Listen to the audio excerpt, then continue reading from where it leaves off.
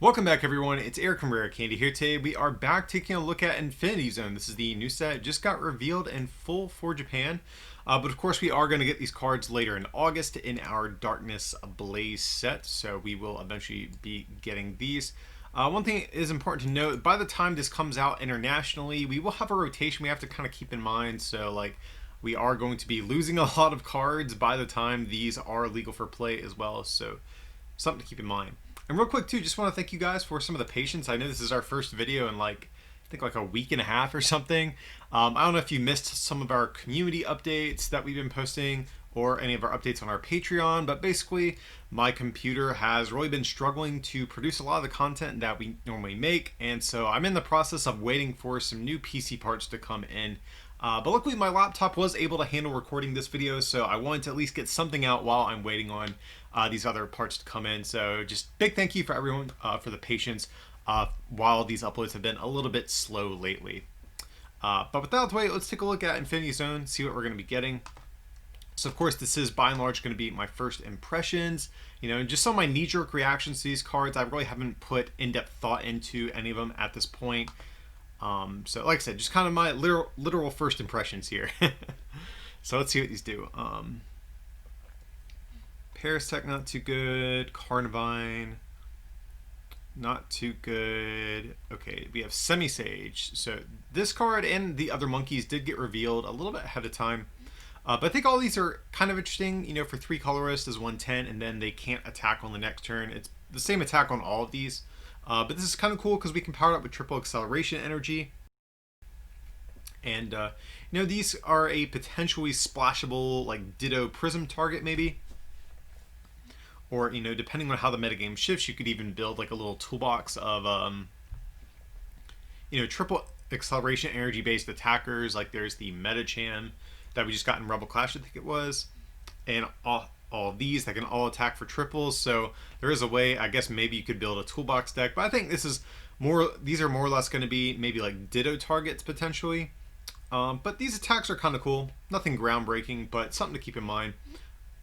Just because with weakness you can one-shot like some of the non-tag team basic GXs, and also like a lot of the base form Pokemon V. So these cards are okay, nothing groundbreaking though, like I said.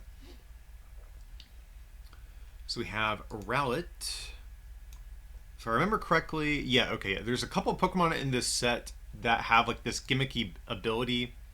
Rowlet's the first one we're going to look at. So if we play the new supporter card Bird Keeper from our hand this turn, ignore energy and the attack cost of this Pokemon. Now, I'm not sure what Bird Keeper does off the top of my head. Again, we'll see that once we get to the supporters.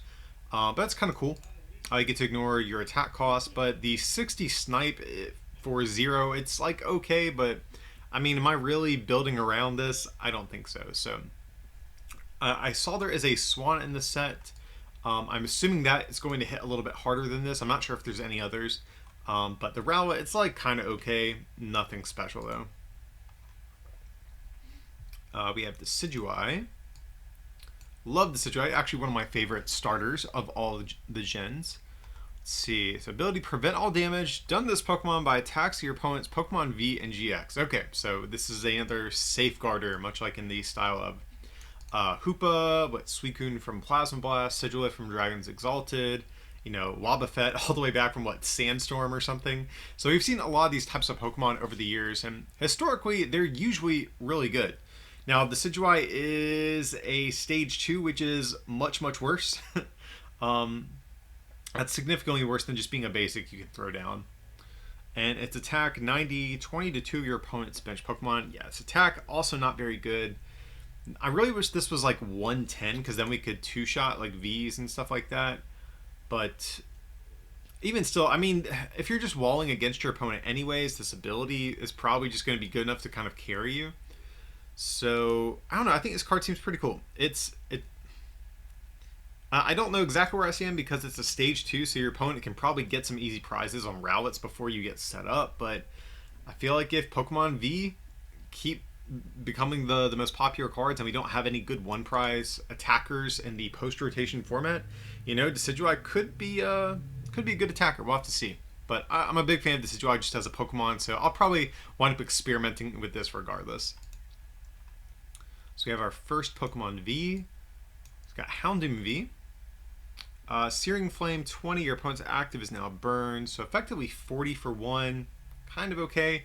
You don't one-shot Jirachi, which is a bit of a bummer. I kind of wish this was 30, because then the burn would knock out Jirachi. So that's a little bit annoying.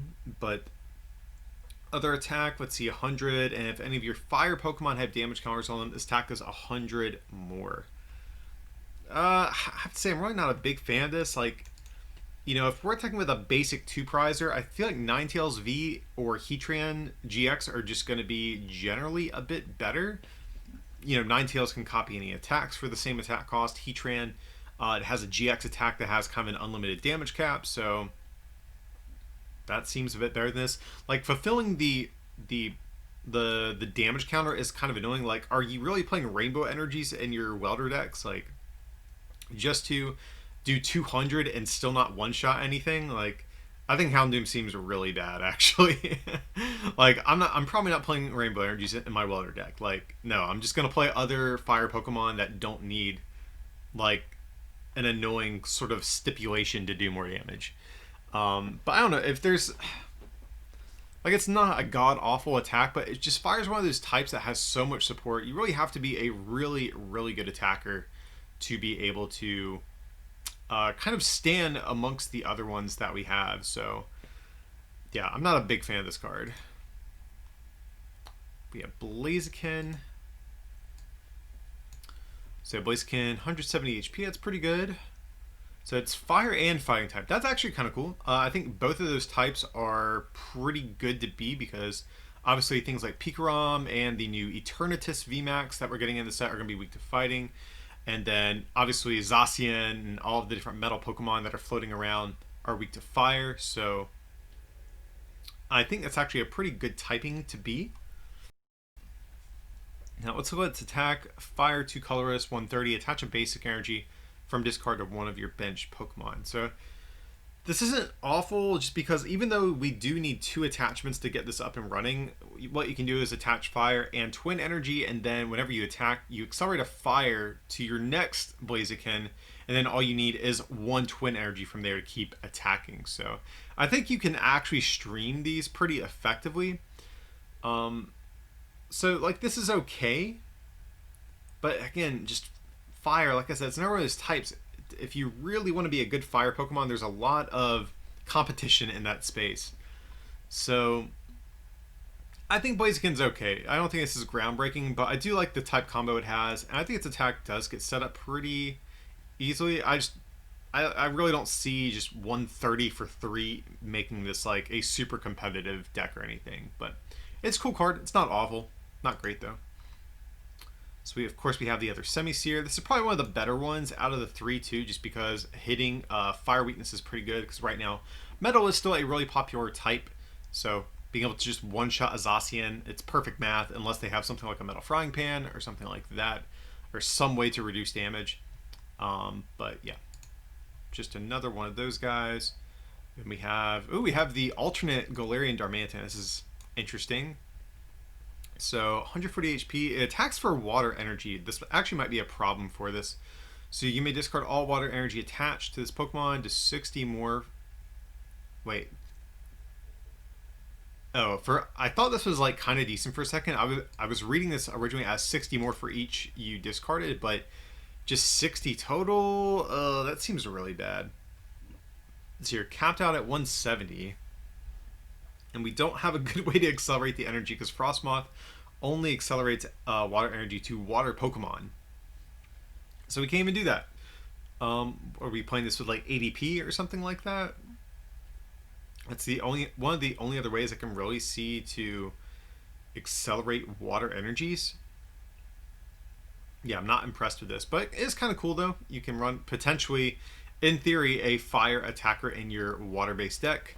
But yeah, nothing special there. Got Suicune.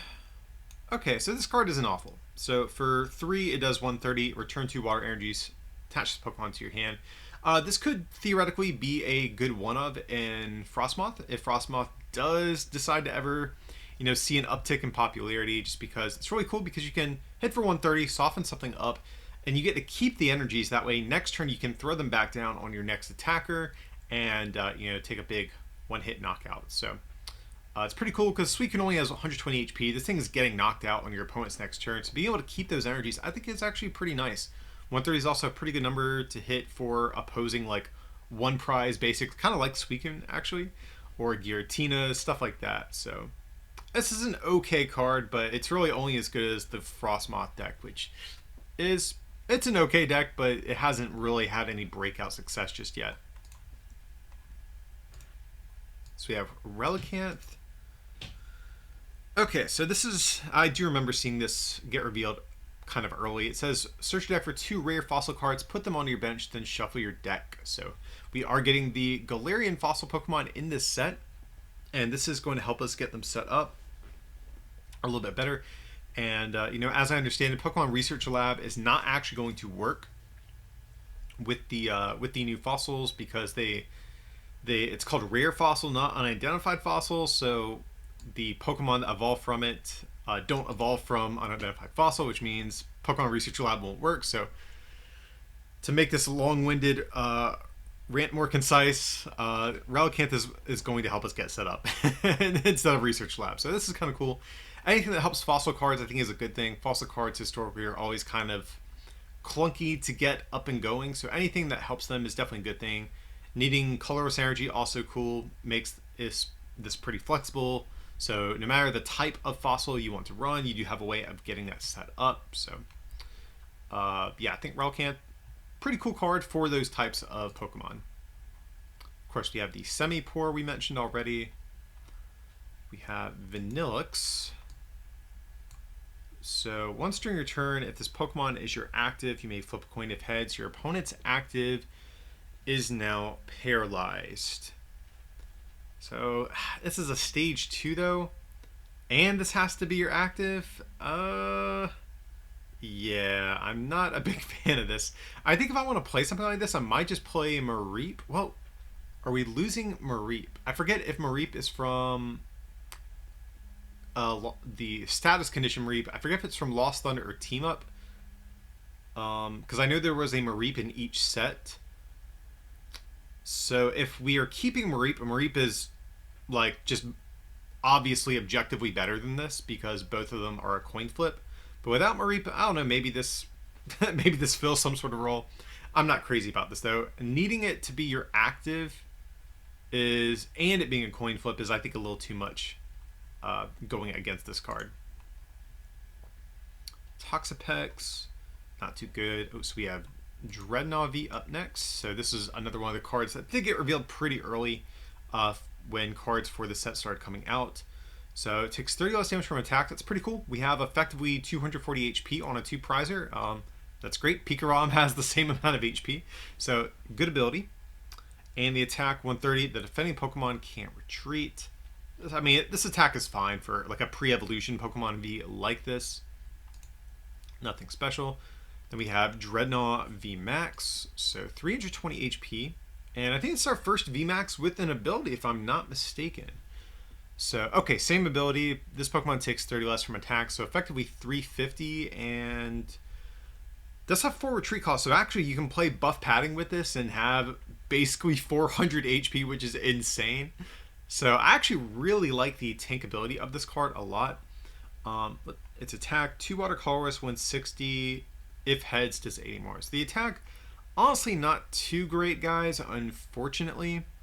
Coin flips are just not fun. But 160 actually is kind of a decent number. You can 2-shot. You know, most VMAXs have 320 HP. There's a couple that are right outside of that, but figure if you have to 2-shot them, odds are you'll flip 1 heads between both attacks. So I guess this is like an okay 2-shotting attack. The only thing I don't like is you don't 1-shot base form Pokemon V or GXs. That is I think the big issue with this. And also lightning weakness is kind of bad too. Pikarom is still really popular. But again, I mean, rotation is going to happen, so we'll have to see if Picarom's still going to be the powerhouse that it currently is. But I do like that you have a Colorist Energy attack, or part of its attack cost, because that means we can run Weakness Guard if we do want to try to protect against that lightning weakness. So I think Dreadnought is kind of cool. One of the better cards we've seen so far. Alright, so getting into some of the fossils, we got Dracovish. So if this Pokemon is your active, your opponent can't play any Pokemon from their hand to evolve their Pokemon. Alright, so this is like basically Archeops back from Noble Victories. But the big change is that this has to be your active, which is substantially worse. Like Archeops is banned right now because of its ability in conjunction with Maxie's Hidden Ball Trick.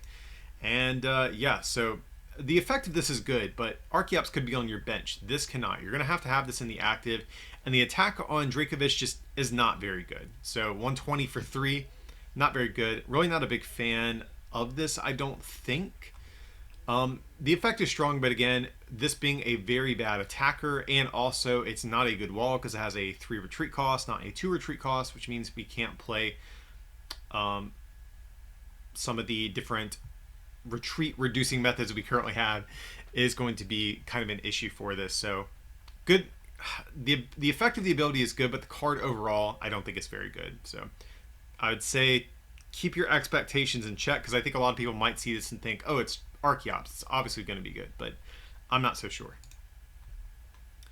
So we got Arctivish. Let's see. So 90 during your opponent's next turn, takes 60 less. I mean, that's honestly not bad for a stage 1. You effectively have 210 HP. I mean, 210 HP isn't what it used to be, as crazy as that is. So, I mean, you can probably still get knocked out by a lot of things, but that's still a pretty good effect. Then 130, your opponent's active is now asleep. Yeah, both these attacks just aren't very good, I don't think. Like, even though you can just attach a water and then from there a twin energy or triple acceleration, these attacks are not good enough to build around. So we have Manectric. Let's see, I'm a big Manectric fan, so hopefully they got him a good card here. Let's see, Strafe 30. You may switch this one to your bench Pokemon, so another hit and run style Pokemon. But Manectric is losing E-Power, so this is probably not very good now. Manectric maybe have had a better chance if this came out like prior to the rotation, but yeah, Strafe doesn't have too much potential. Then 150 does 30 to one of your bench Pokemon, so Manectric not too special. We have a new Tapu Koko. Draw 2 cards, then just a Lightning Ball for 110. Does have free retreat, but overall nothing too crazy, I don't think. Okay, getting to the other fossils, we got Dracozolt. So 160 HP, pretty good. 4 retreat costs, which means we can use buff padding if we choose to. 30, then during your next turn, does 90 more. That's okay, I suppose. But with Electro Power gone, this definitely feels a lot worse than Giga Impact. 200, this Pokemon can't attack. So I actually think this card would have been a little bit better if Electro Power wasn't rotating. I think this is actually probably one of the better fossils we've still looked at, because you can actually get this thing powered up pretty easily. 200 for 4 colorless is actually pretty flexible since we have triple acceleration, but still I don't think anything special overall. We got Arctozolt. This is a card I do remember. This was another one that did get revealed pretty early on. So 130 HP, has this ability whenever your opponent attaches an energy from hand to one of their Pokemon, put 2 damage counters on that Pokemon. So the big thing with this is that it doesn't have to be your active, unlike something like Dracovish. This can just sit on your bench, and you can get a bunch of extra damage counters in play. And this stacks too, which is really nice. So if you theoretically have 4 of these Arctozolts in play, your opponent's going to take 8 damage counters every time they attach an energy, which is pretty cool.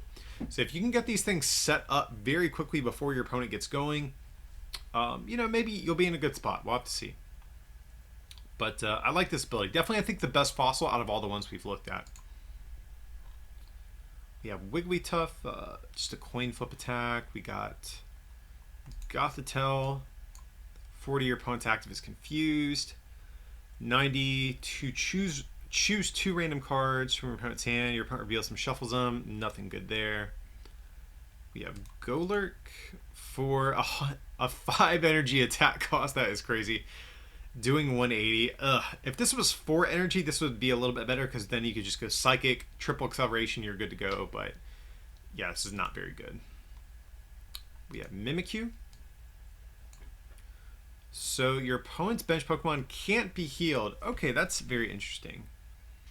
So I don't have Mallow and Lana pulled up right now, but I need to check the wording of Mallow and Lana because Mallow and Lana heals and switches, but I'm not sure the order of that. Like, actually, now I think about it, I think Mallow and Lana switches first and then heals. So I think it's actually would block Mallow and Lana because you're healing after you've already switched to the bench. So if that's the case, Mimikyu is pretty cool. I do like this. So if you are a deck that struggles against, decks that heal a lot, then Mimikyu could be good. Like, think of like the Psychic Malamar variants. A lot of those decks, the past year or so really struggled against decks that played Mallow and Lana, just because your Giratiners are doing 130 every turn, and then if they're healing 120, that sets you back basically an entire turn. So Mimikyu is good at, maybe helping with those sorts of situations that we have. So Mimikyu is actually a tech card I think everyone should probably pick up just to have as a one-of, potentially. So this seems okay. We have Galarian Cursula V. Really not a big fan of this artwork, though. Definitely, I think, one of the uglier Pokemon V we've seen so far. So as long as this Pokemon is your active, whenever your opponent attaches an energy from their hand to one of their Pokemon, put 3 damage counters on that Pokemon. So, okay, you can see what they're trying to do here with the Arctazol and the Cursula. Basically, anytime your opponent attaches energy, they are going to be heavily, heavily punished for that. So that's kind of cute. The attack doesn't look very good, however. 60 and then put 3 damage counters anywhere that you like. It's like a very highly nerfed version of Dragapult. So I think Dragapult just might be better, guys. I mean, they're both weak to Dark, which means Eternatus is going to destroy either one. But, I mean, this is only a 2-prizer. Dragapult's a 3-prizer. The extra Colorist Energy and the attack cost actually does make this kind of flexible, because you can play like a Tapu Koko Prism Star sort of package in your deck, or maybe even like the new Turbo patch we're going to look at later. But I really wish this was like 80 or 90. That would make me a lot more convinced of this archetype. So I don't know. I'm going to have to play around with this. This seems like a lot of fun with Arctazol, but this strikes me as more of like a tier 2, tier 3 type of deck. But we'll have to see. I think this archetype has some potential. Just on paper, I'm not sure if all of the extra damage counters you're placing is actually going to make up for the weak damage on the Cursula here. So we have a new Flygon. That is cool. Flygon, I feel like Flygon has really been striking out on cards lately. Like, Flygon GX is kind of okay. Like, actually, Flygon's probably... GX is probably one of those cards, if we didn't have tag teams, probably would have been decent. But anyways, that's a whole other story. Let's take a look at this one. This is a 1-prizer. If this Pokemon is your active, your opponent's active can't retreat. Okay, so kind of like the old Plasma Snorlax. Okay ability, I guess. Then fighting 2 colorless, 130. If your opponent has a stadium in play, discard it. If you do, during your opponent's next turn, prevent all damage and effects done to this Pokemon by the attacks of your opponents.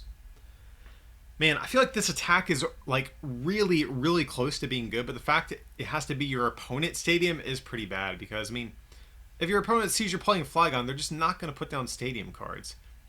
I mean, let's say they play 1 the entire game. They play like that early game Viridian Forest or that early game Thunder Mountain just to get set up.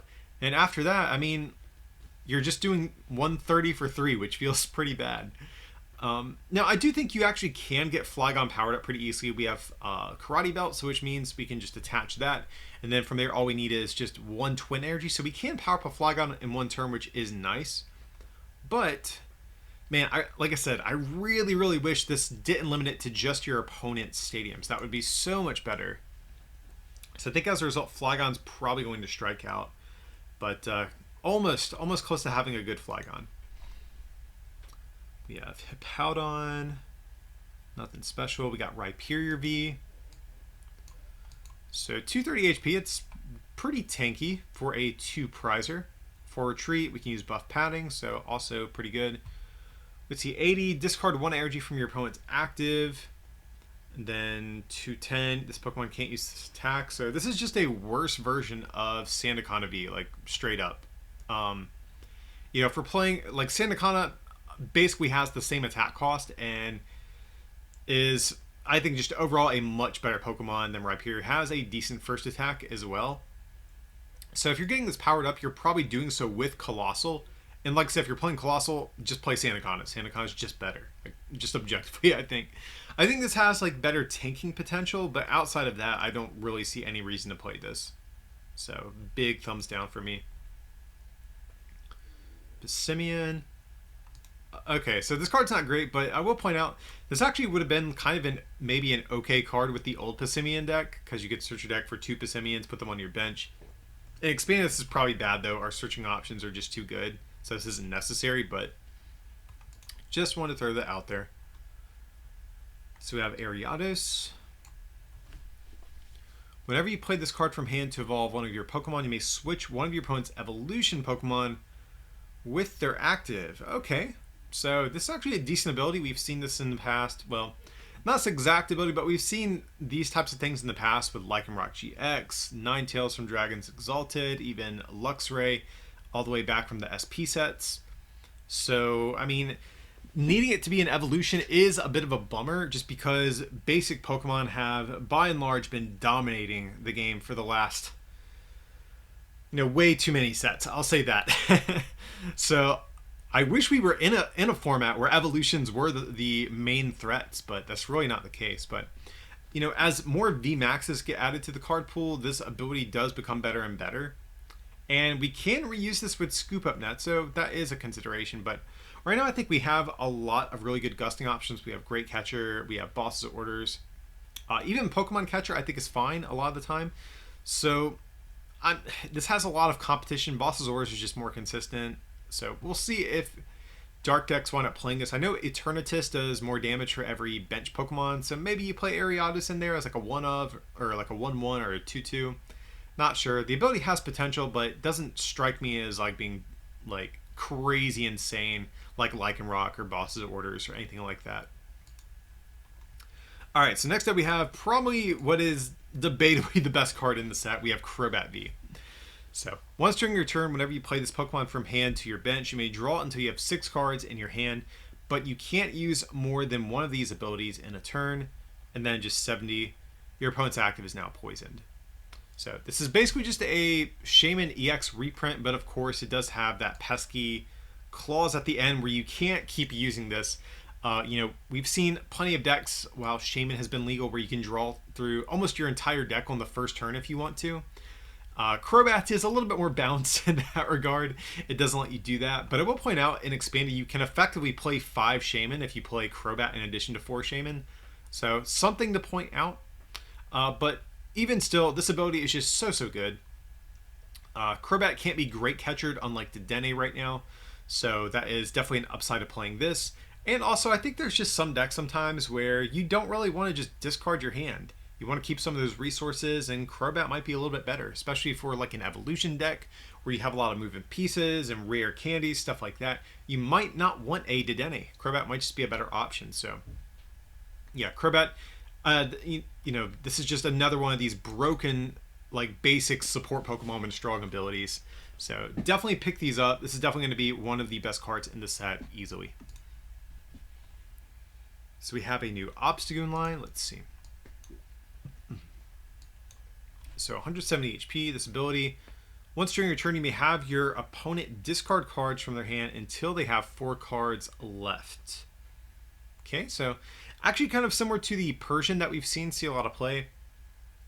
I don't know if this will replace Persian just because this is a stage 2 and that might be a little bit clunkier. Like a lot of the times we've seen Persian as kind of like a Ditto target, and this isn't quite as splashable as something like that. But this being an ability is really good because especially against mill decks, and for mill decks, they've played Persian because a lot of the mill decks amass these huge hand sizes, and Persian's a really good way at punishing them. And also on the flip side, a lot of these strategies that players will use to combat against mill decks is they will just keep drawing cards and amassing a huge hand and then Cynthia their hand in, or a Marnie at the end of the game, and put all those cards back in their deck, prevent them from decking out. So this ability can pretty strongly combat against those strategies, but I'm not sure if you're splashing this into a mill deck just because it's a stage 2.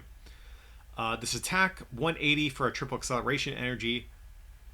So I think this card is decent. I don't know if this is good enough to build around or not, but I do like this card. I just don't know really the home for it. We have Scrafty. So I haven't read this yet, but Scrafty has historically been a terrible card in the TCG. So let's see how this one stacks up. I actually don't even know if we've ever had a good Scrafty. If I'm forgetting something, comment down below, but I don't think we've ever had a good one that I can remember. So let's see, corner 30, the defending Pokemon can't retreat. And then Bad Brawl 90, plus 90 more if you play Piers this turn. Not awful because we can get this powered up pretty quickly, but nothing special. So we have Malamar. And I actually do like the art on this thing. Do think this looks kind of cool. So 15 Confusion for 2, that's pretty bad. Then flip 2 coins. Yeah, we're not doing that. Alright, so Hoopa. 90 for 1's pretty good, but if this Pokemon wasn't moved from your bench to your active this turn, this attack does nothing. And then this attack isn't affected by weakness. That's also really annoying because I was thinking, oh, okay, this is cool. We can hit Dragapult for 180, two-shot it with a Hoopa. That's really cool. But that's not the case. But this is very similar to Zapdos. I mean, we don't have E-Power or something like that for Dark Pokemon, but 90 is pretty good. We can one-shot Jirachis and, of course, other low HP basics and things like that. So I mean, this seems okay. If we do see like a Zap B style deck pop up, this could be a potential Pokemon to put in there with it. Not being able to hit for weakness is definitely a bit of a pain though, so that's a bummer. But I think Hoopa is still kind of okay. Like hitting, like on turn 1, just hitting a quick 90 for 1, softening something up for a 2-shot can be pretty good. So I still kind of like this card, even though it's not groundbreaking by any means. We have Thievul. Still nothing great, which bums me out because I actually do like Thievul. I think one of the cooler new Pokemon we got in Sword and Shield has yet to get a great card. Okay, so now we're getting to Big Daddy Eternatus VMAX. I think definitely the best VMAX in the set. Well, there is Salamence. We do need to check that as well. I'm not sure what that one does yet, but out of the ones that were previously revealed, Eternatus was definitely the best. Well, let's look at the base form first. Let's see. Okay, first attack is actually decent, 30, and then you may attach a Dark from hand to one of your bench Pokemon. That's kind of cool, like a kind of like Oblivion Wing on the old Yveltal. Then 120 plus 120 if they are a VMAX. Realistically, I don't think we're getting this powered up. This attack cost is just way too hefty. But the first attack I think is actually pretty decent here. So Eternatus VMAX, 340 HP, so pretty tanky Pokemon. And yeah, this is the Pokemon with the Skyfield ability. I do remember this. If all of your Pokemon play are Dark, you may now have up to 8 Dark Pokemon on your bench and can't play any other type of Pokemon. And then, of course, whenever this ability no longer works, you discard until you have 5 bench Pokemon. So this is crazy. And then the attack does 30 for every Dark Pokemon you have in play, which means if you have a full bench and you're active, you're doing 210, which is definitely pretty cool because this attack I think can get powered up pretty easily. We do have a couple ways. We have Turbo Patch. We want to get this powered up. We have the base form Eternatus V. We even have like Tapu Koko Prism Star, but like mid game Tapu Koko is probably really bad because it would reduce your bench size. But I don't actually think the extra energy in this attack cost is actually a big deterrent from playing this. I think this is actually pretty manageable. So this just runs through Dragapult VMAX. Like, there's no way Dragapult beats this, I think. And you have a lot of synergy with Crobat V because you can have up to 8 bench Pokemon, so you can obviously max out your Crobat line. You can maybe place Ariados as well as another good bench sitter. You know, limited to only Dark is a bit of a pain because you can't play other strong support Pokemon, other bench sitters like Jirachis or Eldegoss or anything like that, but I think overall this is still just a super, super strong card. I think definitely the best VMAX we've looked at so far in the set. So we have Scizor. This one did reveal earlier, and just want to give some love to the art. Really do like the art on Scizor here, nice and shiny. But let's see, its first attack does 30, and you discard a tool and special energy from one of your from your opponent's active Pokemon. So it's kind of like the old Cobalion EX, which actually did see play. And of course, Drampa GX did see play as well with a very similar attack, but this is a little bit stronger. This 10 more damage, and you get to discard a tool as well, which is kind of nice. Second attack, not too great. I mean, this is substantially worse than just using Brave Blade. But first attack, I do think is good on Scizor. This could maybe be a one-of in certain decks, much like Cobalion was in the past. So, seems okay, but we do have a VMAX as well. So, let's see. 90 during your next turn, this takes 30 less, and then just 190. So, yeah, I'm really not a big fan of this. The negative 30 is fine, but just 90 is so bad. 190 isn't that good either. Gyrosean V is a basic and does 230 for the same attack cost. So I'm really not a big fan of the VMAX. I think if this evolution line is played, it's going to be literally just to play Scizor V as a one-of for the first attack. We have Skarmory. If this Pokemon is a tool, does 40 more. Nothing special. We have Klinklang. And I will point out the Klink is actually kind of decent here. So search your deck for a metal Pokemon, reveal it, put it into your hand. Nothing super broken, but it always is nice when these pre-evolutions do have these decent, consistency boosting effects. So we got Klinklang here. See, 200 metal to Colorist. If there are no Klink or Kling on your bench, this attack does nothing. So honestly, I really don't hate this attack. Because for a Twin Energy and a Metal Saucer, you can power this thing up one turn, do 200. It is a little bit short of where I would like this to be. I really wish this was 220 because then we could one-shot, or even like 210 would even be better. Because then with a Vitality Band, we can one-shot basically all of the base form Pokemon V and GXs running around. But again, I mean, if you're metal, just play Gyrosean, and Gyrosean is just better than this.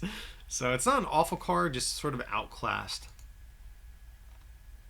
We have Caparaja, and this artwork actually is really nice. I really do love the art on this guy. So no special conditions, and then 120. If any of your bench Pokemon have damage counters on them, this attack does 120 more. So 240, which is kind of okay, I suppose. But again, guys, just play Gyrosean. Has a great ability. It's a basic. Has a lower attack cost than this thing as well. So not an awful card by any means, especially since you can play buff padding. But again, I think I'm just playing Gyrosean if I'm going to play something like this. We have Kangaskhan. This guy did get revealed a couple days ago already, but has the revenge style attack. So if something was knocked out, we can do 120 for a Twin Energy. Not bad. Hardly a groundbreaking card. I feel like I've been saying that about a lot of these in this set. But, it's an okay card. If you're a deck that plays Twin Energy already, this could be a card that's a nice one-of, just to get a quick 120 in. So we have Dunsparce. If this Pokemon is knocked out by damage, discard the top two cards of your opponent's deck. So that's kind of okay. If we have a Cursed Shovel on them, they discard 4, but I don't know what deck we're playing Dunsparce in, guys. Not a big fan. Ursaring, bad like always, apparently. Delcatty, also not good. Okay, now we're on to Salamence. So Salamence V, the base form did get revealed early, I do remember. Yeah, so 30 to all of your opponent's Pokemon, and then 160. I do kind of like the first attack here. You can soften stuff up a little bit, maybe. We can welder to this thing if we want to. And, of course, Salamence VMAX as well. So 40 to 2 of your opponent's Pokemon. For 1, that's kind of okay. I feel like this is an attack I would prefer to be on the base form, though. But then 240 during your next turn, this Pokemon can't use Max Wing.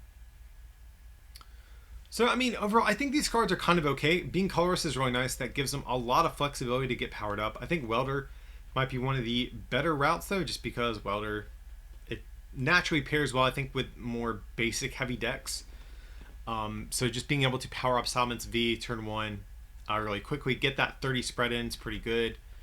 There is also a new Colorist Energy, if I do remember correctly. It's It's either plus 20 damage or plus 20 HP. We'll see once we get down to the special energies. But that's also definitely nice for the VMAX. We could also maybe play Porygon Z. Maybe. Oh, we can actually play Triple Acceleration because the VMAX is an evolution. So, yeah, we have some ways to power this thing up. I think this evolution line is okay. It's no Eternatus by any means, but I do think it's okay overall. We have Staraptor. Oh, we have Starly. Has an ability. Let's check that out. Oh, okay, it's another one of the Bird Keeper cards. But while the attack is okay, I mean, I'm not playing this. Like, I'm not going out of my way to build a Bird Keeper engine to use this attack. But let's see Staraptor. 170 for a triple acceleration. That's okay. Okay, so now we have Swan. I do remember this was one of the other Bird Keeper cards. So again, same ability here. We can't ignore our energy cost. And 70, discard a card from our hand. If we do, this attack does 70 more. Okay, so this is definitely far and away the best of the Bird Keeper cards we've looked at so far, easily. 140 is okay because if we are playing... If we actually play the new Colorist Energy, we can hit for 160, which is kind of like a magic number we're seeing right now, guys. Just because that 2-shots most everything in the format. So 160 for effectively 1 energy if we are playing the Colorist Special Energy is actually, I think, pretty solid. So I do like that. But I kind of worry if this is good enough to keep up with everything in the game. But if there is a case to be made for the Bird Keeper deck, it's definitely the Swanna in particular, I think. I think this card is okay. I think a bit better than the other ones we looked at. So we have Greedent. Very nice artwork on this thing. I will point that out. Okay, so this is kind of similar to Behemoth. 100, return this Pokemon, all cards attached to it to your hand. But I think this is probably worse than Behemoth. Like, the thing that is nice about it is you do 10 more damage, obviously. But from there, it's much easier to find your attacker on your next turn compared to Behemoth, which shuffles everything into deck. But I think item locking your opponent is such a strong effect. I think that is worth sacrificing the 10 extra damage and the downside of going back into your deck instead of hand. So, not a big fan of Greedent. And that's all the Pokemon. So, getting into the trainers, we have Cheer, Yellhorn, both active, are confused. Not sure how I feel about this. I mean, Confusion's okay, I guess. But the issue is you have to find a way to retreat your active on the same turn. Because you're confusing yourself as well. So that's one of the downsides. And losing a skateboard in the process means we might not be able to just freely retreat into something else. Yeah, I mean, if we're playing this, I think we're playing this only in a deck that does a substantial amount more damage if our opponent's active is confused or affected by a special condition in some way. So, not crazy about this. So we have Turbo Patch. This is definitely, I think, one of the more interesting cards we're getting in the set. So it's kind of like Metal Saucer, Dark Patch, Aqua Patch, etc. But it's on a coin flip, but it's for any card, excluding Pokemon GX, which is honestly pretty good. I am really glad they excluded GXs here, because that means we can't accelerate to tag teams, especially things like ADP. God, that's like anything that makes Altered Creation harder to get off is fine by me. I'm really not a big fan of what Altered Creation does for the game, so really a big fan of this sort of clause they included. But, you know, even though this is a coin flip, this effect is still strong. We've seen people play Order Pad, Crushing Hammers, you know, even Pokemon Catcher, etc., just because they're item cards and they have a strong coin flip effect. And I really like how this gives effectively any type of Pokemon a form of energy acceleration. So it gives those types like fighting Pokemon, or even right now dark Pokemon, who historically don't have the best energy acceleration, a way to get set up if they choose to. So I do like Turbo Patch. I think this card definitely will see play, even despite it being on a coin flip. We have Rare Fossil, of course, much like Unidentified Fossil, but we have the 10 HP buff. We have Toughness Cape. So the maximum HP of the basic it's attached to is increased by 50, excluding Pokemon GX. So again, I'm really glad with the GX hate they are putting on here. I do wish these cards excluded Pokemon V as well. But nevertheless, as long as they're excluding tag teams, that's something I am a big fan of. So I think 50 HP is actually nothing to scoff at here. That definitely can be the difference between a 2-shot and a 1-shot, or a 2-shot and a 3-shot. So this can be good, but of course we did just get Tool Scrapper printed in the last set, which means the sort of passive tools like this do get a little bit worse, especially if these cards become more prevalent. Tool Scrapper counts might increase, making them, less effective than they otherwise would be. But I think the effect of this is good. Again, we'll just have to see if these passive sort of effects have a chance to see any play in the format. So we have Mountainous Smoke. This was another early reveal from a couple weeks ago. Let's see. Okay, so it's kind of like Burst GX, but on a tool card. So whenever your opponent's taking prizes, those cards are going to go to the discard pile instead. Which is kind of nice that it's going to take away resources from our opponent. But again, it's a passive effect. And, I mean, unless you're really trying to get specific cards in your opponent's discard pile, like, I'm just not a huge fan of this, I have to say. I think generally you'd rather play Vitality Band or like a Big Charm or something else. It's a cute card, very unique effect, but I'm not sure how good this actually is. Okay, so next we get to Birdkeeper, the supporter we keep referencing. So switch your active with one of your benched and then draw 3. So unfortunately, this is not a great supporter card. I mean, we have to play it if we're trying to play like the whole Birdkeeper engine, but yeah, really not a big fan of this overall. I think the whole Birdkeeper archetype looks pretty weak compared to other gimmicky decks we've seen in the past. Like even the Mad Party deck we're going to get in the same set. Whenever this releases, I think it looks better. So I'm not crazy about this. So we have Piers. Search your deck for 1 dark Pokemon and 1 energy. Reveal them, put them into your hand. So one thing to point out, this doesn't specify dark energy, which is awesome. We can get the new special dark or capture energy or, whatever it might be that we are on the hunt for. So that's good. One thing is nice about this, even though it is kind of a slower supporter, we can grab Crobat V, which means we can refresh our hand. If this is our only supporter and our hand is dead, we can still draw some cards in the process. So I think this seems like a natural inclusion for the Eternatus deck if we are going to build around that. So we have Rose. Choose up 2 basic energy from discard pile and attach them to one of your Pokemon VMAX. Then discard your hand. Oh my god. Okay. This is a card I'm a bit conflicted on. Because getting energy acceleration on your VMAXs is definitely good.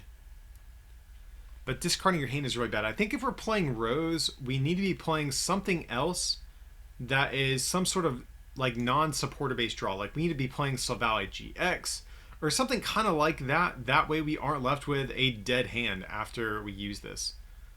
But I mean, at the same time, there might be turns where playing Rose might enable us to get like a 2 or 3 prize knockout and we can refresh our hand that way. But the discard effect is definitely pretty heavy and is going to, I think, make the uses for this a bit more narrow. But yeah, I'm kind of conflicted. I think I could still imagine this seeing play under certain conditions, though. So we have Spikemuth. Whenever a player's Pokemon is moved from the active to the bench during their turn, put 2 damage counters on that Pokemon. Okay, so this is actually kind of punishes the Jirachi engines that are running around. So that's kind of cool. Whenever someone uses Switch, that Pokemon is going to take damage going to the bench. This actually could be a good card for Spirit Tomb going forward in particular. Just because it's an easy way to get plus 60 damage on your Spirit Tombs with maybe like a heavy switching engine or something like that. So that could potentially be cool. As a way of punishing your opponent, I'm not sure how much I like this. These passive stadiums right now I don't think are very good. You know, I think stadiums are pretty prevalent in the game currently, and I'm not sure if that's really going to change. So your opponent could very well just remove this from play before they really get damaged. So I'm not too crazy about this card overall. But this actually can set up things like the Houndoom V we just looked at earlier, or the...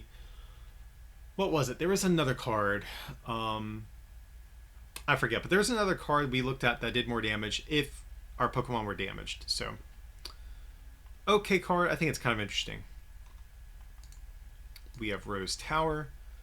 Once during either player's turn, that player may draw cards until they have 3 cards in their hand. Okay, so this makes sense. The Rose Tower pairs with Rose, which is appropriate. So ideally what you want to do is you're going to play Rose, discard your hand, accelerate energy, and then Rose Tower is going to allow you to refresh your hand a little bit after you do that. So that, I think this makes Rose a little bit more playable, and just having an effect like this as your stadium is pretty cool. We've seen Instruct in the past on the Oranguru from Sun and Moon see a ton of play during its lifespan. So I think this is actually pretty decent, and especially for a card like Rose, we are naturally going to play Rose Tower along with it. So I think this combo is actually pretty good now that we have the Stadium card to look at as well. So I am a fan of this. Even outside of decks that play Rose, I think this is kind of a decent Stadium card to maybe use, potentially. Especially if you're a deck that gets heavily affected by a reset stamp, this could be your Stadium of choice. We'll have to see. And getting into our special energies, we have the Special Dark. This one is another one that did get revealed pretty early, but it provides Dark Energy, and your Dark Pokemon have no retreat cost, which is pretty cool. You know, we don't have Floatstone in the format currently, so this is going to allow us to get around that and give our board a little bit more mobility. We can search it out with peers as well, which is cool. And I'm trying to think if there's anything else in particular that might want this. So maybe like decks that play Weavile, of course.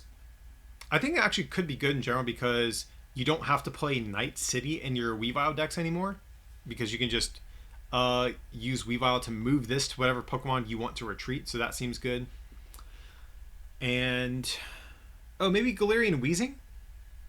I could see that. Galarian Weezing, one of the big downsides to it is it can't retreat with the air balloon. So this is a way to give it free retreat, but I'm not sure how good that is, just because that kind of reminds me of the very early Gothitelle Excelgor decks where they were attempting to play Darkrai EX and Dark Energies to give their Gothitelles free retreat, which never really wound up being an effective way at switching. So I'm not sure if that's the best. I mean, this is definitely good for Galarian Weezing, but I don't think that... I'm not sure if this is going to make Weezing a good wall all of a sudden. And then the Colorist Energy. Okay, so it's plus 20 damage. I knew it was either that or plus 20 HP. So that's really good. I'm not really sure like all of the colorist Pokemon we have in the card pool off the top of my head.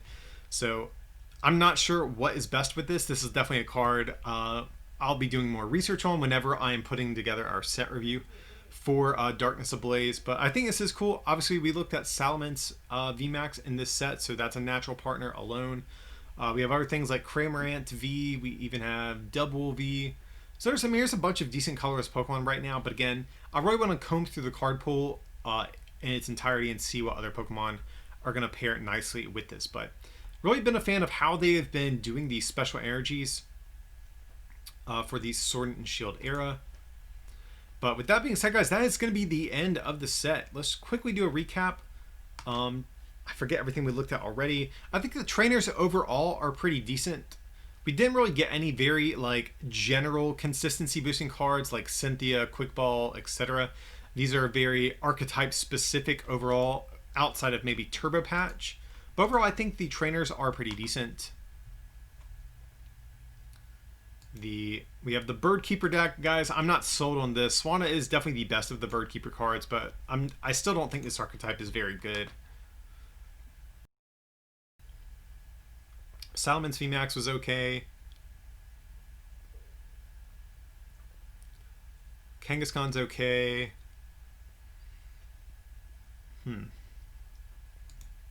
Scizor V is okay as well. I feel like I'm saying that for a lot of these. There weren't too many cards I was really impressed with. Like the dark Pokemon are definitely the best in the set. Like easily no questions asked because we have Eternatus, which is strong. And obviously Crobat V as well. Hoopa, also solid. Obstagoon, also kind of okay. Ariatis, kind of okay. So as you guys can see, dark Pokemon are easily the star of the show in this set here. Flygon, so close to being good. I still might actually experiment with this card. I might still cover this on the channel just because it's stage 2. And it's kind of an interesting card in and of itself. So unfortunately, probably not competitive, but one I do want to mess with. We have the Galarian Cursola Arctozolt deck. Again, I'm not sure how good the deck is, but it kind of looks like a tier 2 deck maybe. It might be good, might be like kind of decent. We'll see.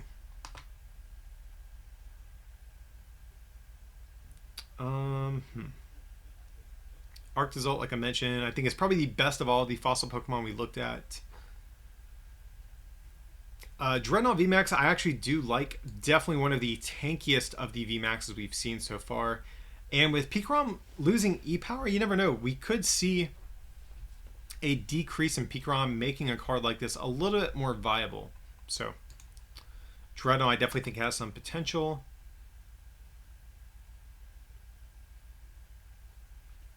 We have the monkeys in the set. I think all of these are just kind of okay, like I've been saying for a lot of these cards.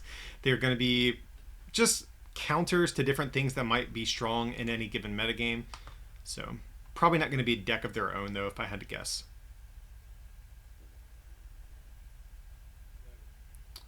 Blaziken was kind of okay. I need to find a different word to describe these cards, because all these are just kind of like average. There's not too many really standouts we've really seen. Houndoom is also kind of mediocre, but I do like Decidueye. I mean, even though Decidueye is a stage 2 and the attack is a little bit underwhelming, this ability is super, super good. You know, it was only a matter of time before they gave us one of these effects, but I think it's definitely one of the better Pokemon in the set overall. And we are back to the beginning of the set. So overall, guys, I don't think there's a lot to be impressed with. I think the dark suite of Pokemon is definitely the strongest we looked at. But we do have to remember, too, there are going to be a couple of other Japanese sets that are going to be lumped into Darkness Ablaze. There's going to be plenty of other cards to be excited about. But overall, like I said, it's kind of just an average set that we're getting. But, you know, if there's anything down below in the comment section you guys want to let me know that you're excited for, definitely do so. I want to know, did I overrate anything? Did I underrate anything? I know I was kind of harsh on a lot of things we looked at here, but definitely sound off below. Let us know down in the comments what cards you are looking forward to in Infinity Zone. But with that being said, guys, I appreciate you watching. If you did enjoy today's content, feel free to like and subscribe, and consider supporting this channel as well by becoming a patron over at patreon.com/rarecandytcg, or by picking up some merch from our online store, rarecandytcg.com. It would mean a lot. But as always, thanks so much for watching, and we'll see you next time.